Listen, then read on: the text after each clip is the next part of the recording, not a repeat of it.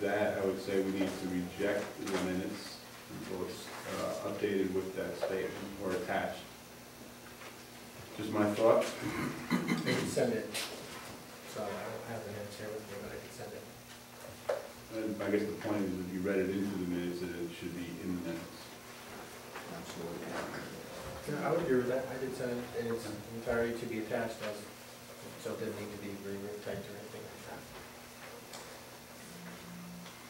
I'll make the motion to reject. In the board's interest, another way of doing this might be to accept the minutes, subject to the addition of Mr. Edwards' comments to them. So it might be another way, if you were otherwise okay with the minutes, you could accept them, subject to that addition. So Joe, you had a motion? Well, we should talk about what Peter just suggested. Okay. And in general, our minutes tend to be a little sketchy to me, to my taste. But I know it's been done this way for years. Doesn't make it right, but, you know, not to make waves. I think maybe we should, I guess I would make the motion that Peter suggested, that we could accept them as pending attachment of the documents. Or table it? Yeah, you could table it if you like. Just want to table it? Sure. So just table it, it's not a resolution. Yeah. Do I have a motion that the town board meetings from the April 10th, 2012 be accepted, rejected? We had tabled this last meeting. I'm okay to accept them. My thought. I'll make the motion to accept. Second. All in favor? Aye. Abstain. Joe was here then. Oh, that's right, That was right. the April meeting, right? Yeah. I wasn't here. So, And then, I'm sorry, the motion was made by Lou and seconded by Bob. Bob. You want to take time out? Or we approve the motion, right? Huh? We approve the motion? Yeah. Okay, yeah, this is it. Time out.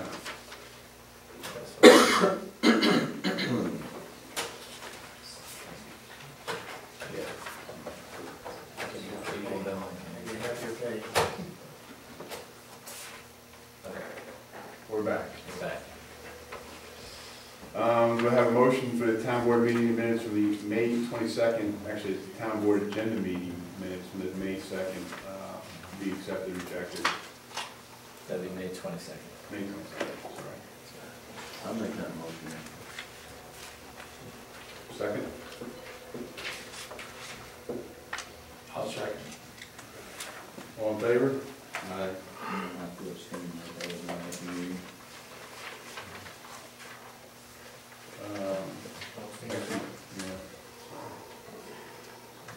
So Joe, are you? Okay. Okay, and I say yes. So, motion passes, 2 abstains, Mr. Edwards, Mr. Esposito, and 3 ayes, Jazinski, Myers, and Joyce. The motion was made by Mr. Myers and seconded by Mr. Jazinski. Correct. Town board agenda meeting video approval. Do you have a motion, the town board approves the video audio tape recording of the May 22nd, 12 town board agenda meeting upon viewing by the town supervisor or his delegate? I'll make the motion. I'll second.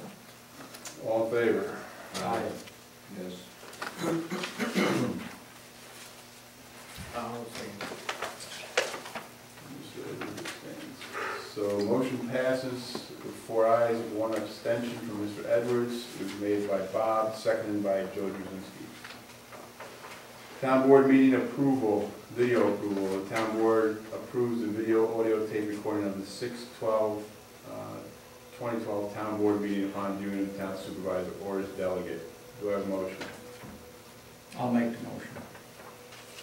Second. All in favor? Aye. Aye.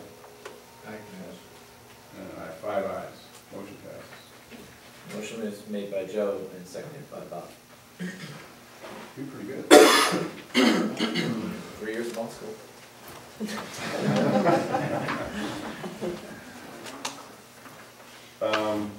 All business, town hall, trooper barracks, and maybe water department.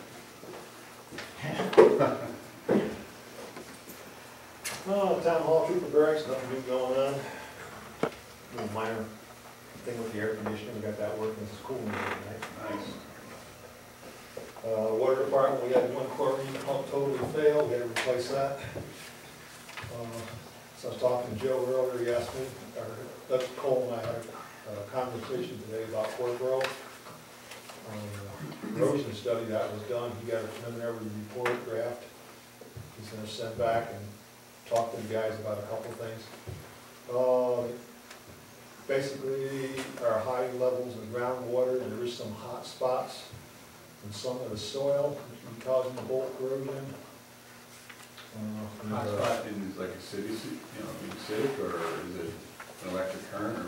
The electric currents, they did the testing for electric currents, and they can't find enough stray voltage for AC or DC going through the ground in any of the locations we did that day, those 2 days. They did come up with a couple of soil samples, showed an iron-eating bacteria. And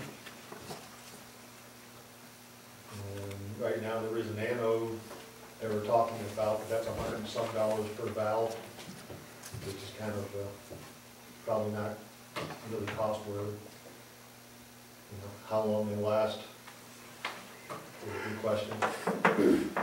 Doug's trying to find out a little bit more about that. But, you know, it might last 5, 10 years on one, and it might last 2 years on another. And the other thing they said is, you know, how we're replacing them right now is stainless steel bolts, that's the thing to do. And we would also add a coal tar epoxy paint to it. The only problem with adding a coal tar epoxy paint, the holes have to stay open for 24 hours for that paint to cure. So in some areas, it's not too bad a job to leave a hole open in somebody's front yard, but some of these valves that sit right on the edge of Pangburn, Route 7, Route 20, or Gifford Church, it's going to be very difficult to leave a hole open in the middle of the night if somebody's going to go into it. The final analysis, or the questions back from that Doug had submitted, when do you think? He just got the report, and he was reviewing it today. When I talked to him, he was going to send the questions down to the guys, talk to them down there. One of the things was about how long these anodes might last, you know, what the real cost was going to be, and is there going to be some way, like on the tanks, you can do an outside check. Is there going to be some wire sticking up out of the ground that we can check the thing, you know, see how much time might be left on it, or how fast it's being chewed up. That should be an interesting report. So, as buildings and grounds, this car is back here, and whatever that other thing is. Old trailer, old house trailer. Is it decoration now, or I don't know, that was civic committee project.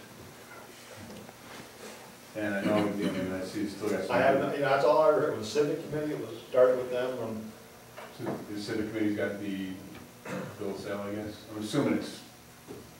I don't know what it was on to, I had no idea, you know, it just showed up there one day and I heard it was Weren't they civic gonna use committee that project for Christmas parades parade. or something? They were gonna build something with it at one time? I heard it was gonna be for a Christmas parade in Schenectady.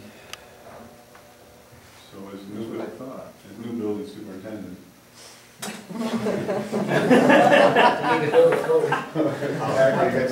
But the state police call you at 2 o'clock in the morning too, so.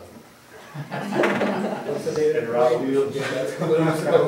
Steel was, there's a high market for steel today. Put a project plan together for you. You know, that was like Doug Thorpe and everything else. Over and all, and spent a lot of money for steel. You know, I said it was civic committee and Doug Thorpe, something they were done to do, so I don't know who really owns it or. All right. You know, I'm maybe sorry. Doug wants it, I don't know. Yeah, it's not in the way, but I'm sure it's getting pretty ugly. Yeah, that's ugly. Okay. Anything for George? The doctor? I just look forward to that report, that's gonna be very interesting. Yep. All right. Highway.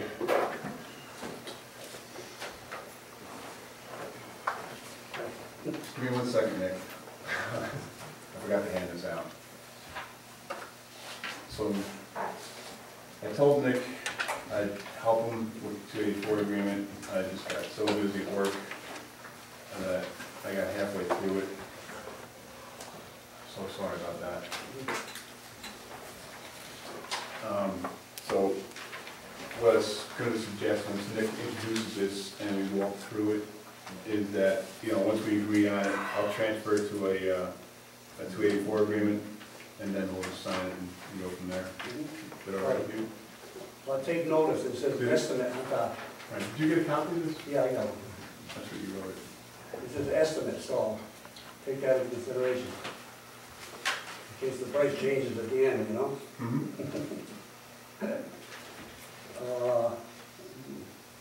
The other issue after this is, well, I don't know if you want, should I read this off to everybody? It's, Who's that? the county gave us all the prices on repairing problems we have with our roads.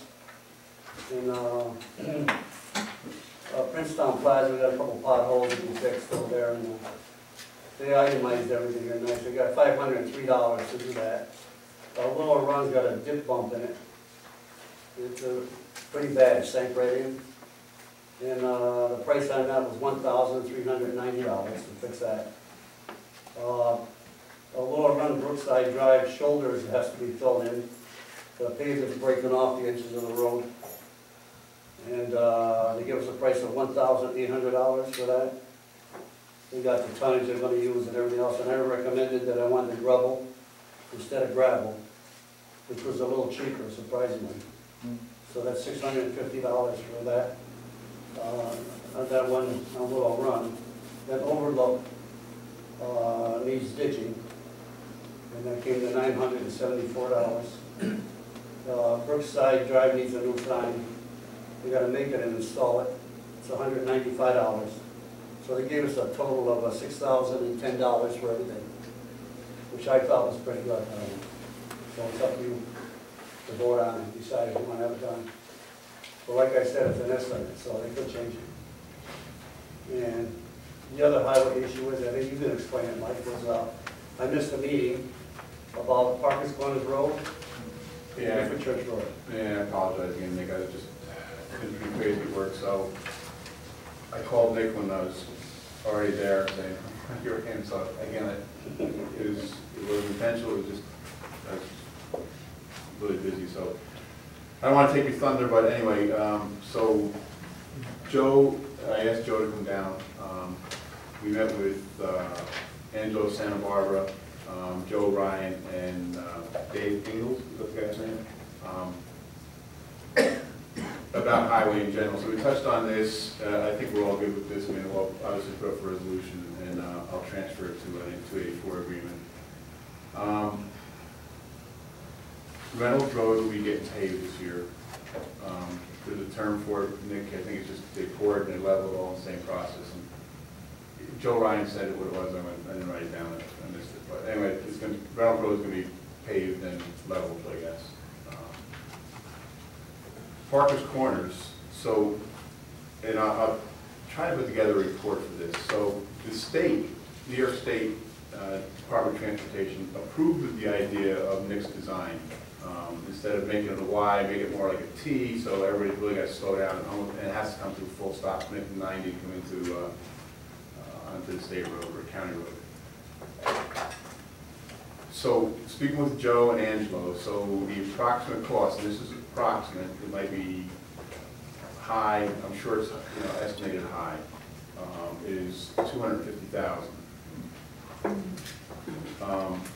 Joe thinks that, obviously because the state is going to intersect onto a state road, that the state's going to want to put a lot more requirements on it, guardrails, extra signs, et cetera. But the theory is that if a school bus comes down, it can make the full turn and be perpendicular to the road, not just, you know, at an angle. So there's gonna be some,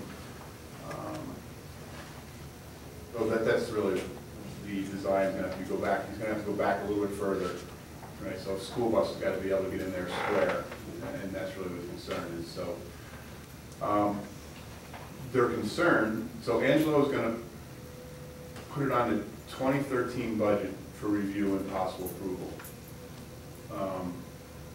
The downside is that the incident reports aren't that, there's only like 5 incident reports. So I need to work with Mary Sue and Parker's Road and Bill Massman. We need to get some reports out of the state police saying, you know, there's been incidences there, not only actual accidents, but if there's been close call or whatever they can document. The more documentation we have, the better Angelo Santa Barbara is going to have of selling it to the county. But Angelo seemed pretty positive about supporting it. I think he understands that it's a dangerous intersection, and especially when you go over the rise there. So we still have some homework to do, but Joe Ryan, I think, approved the idea. He likes the idea, but he's got the whole county to look at. Angelo's in support of it. Obviously, Nick and we're in support of it, but we just need to do some more homework and more documentation gathering and get that into Angelo and Joe Ryan to support. Yeah, one of the variables is the acquisition of enough property on that very sharp intersection to give us a right angle of the school bus. That's something that we never considered before, and so this was new information, so it's another thing. The state seems to like that idea, because that's what they did on Angry Road and Route 7. They wanted the corners 90-degree angles. They went through all that trouble to move it over 15 feet on each end. Yeah. So it's a So, big issue. Yeah, so I have myself with the board, however you guys want me to do it, but we need to approach that property owner there and talk to them. And see if you're willing to. Talking about changing the radius of Gifford Church Road to get the room they need, or No. are they talking about getting land on the other side of Parker's Corner? Parker's Corner. That owner who has the deed there, right down at the bottom. State land. That's state land, the state owns that deed. You sure? I Joe don't Ryan think so. said it was Joe private Ryan said property. it's private property. He used to have a road on it. Owned it, it was. He used to be right there. From one He time. took it out. Maybe he sold it back to him, I don't know. I'm saying right now, State land grass. I agree with what you're saying.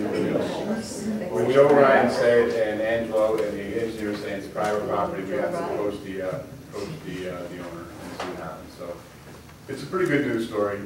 So Angelo's gonna put it on his, the 2013 budget for approval. But I think I need to continue to work with the Parkers Road Committee to get our documentation up. So I know we're going to try to put together a resolution to support it a little bit tonight. So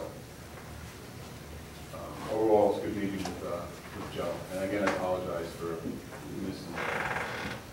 Like, how soon can you get together with the county and get this squared away? Because they might not get at it until fall, you know? It's actually on the agenda for approval. I just wanted you, to talk to, because there's just the two pieces, right? Whether it was the gravel or the crusher run, and you want the No, crusher run. they priced it with the pressure run, Right. so that's what we wanted. So I have They these, seem to assume that, because that's what they priced it for. Well, we should mention it, make sure. yeah, I'll put it in 2284. That's what you want, right? I'm assuming we're following Nick recommends, right? So it's on the agenda, Nick. Because the gravel seems to wash away, the pressure run packs better, Yeah. stays in place, I think. Right. So it's actually on the agenda as well, and also on the second motion is actually to sign the county agreement. So I have that for the following 2012, 2014, or 13 season. That was my agenda. Anything else, Nick, or? No, that's about it, thanks. All right, thank you. Code enforcement.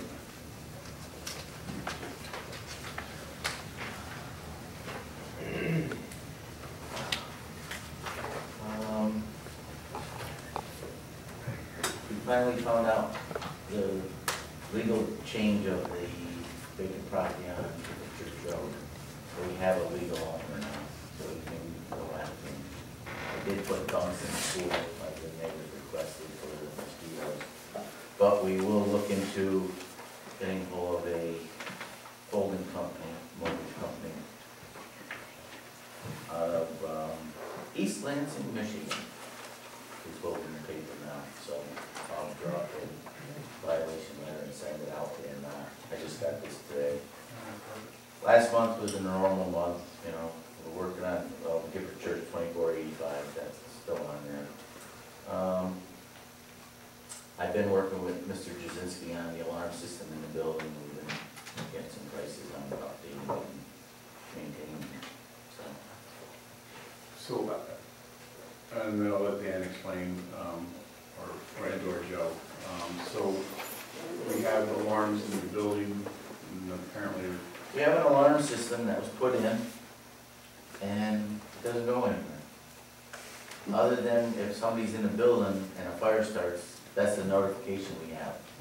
The next notification, if the building's closed, when it blows out the front windows, when the police see it or someone driving down Route 7. We have, when they built the building, it was never tied to a central dispatch or a answering service. So now the state